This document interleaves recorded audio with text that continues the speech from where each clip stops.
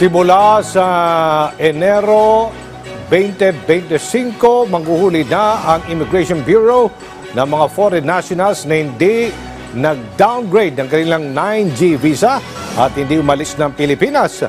Ito ang mga dayuhang dating nagtatrabaho sa Philippine Offshore Gaming Operator, so itong mga POGO companies sa Pilipinas na nagmamatigas pa rin hindi umalis kahit ipinagbabawal ang POGO sa bansa. Ayon kay Immigration Commissioner Joel Viado, pagtuntong kasi ng Enero ay otomatiko na silang blacklisted at ipade-deport. Nagkikipag-ugnayan na naman ang BI o Immigration Bureau sa iba't ibang law enforcement agencies para sa panghuhuli sa kanila simula sa susunod na taon.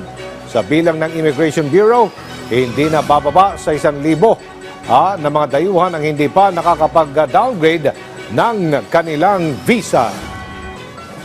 Beyond December 31, pag hindi po pa ho nila ginawang magpa-downgrade, pumunta sa opisina namin at umalis, they will be blacklisted at subject na po sa deportation proceedings.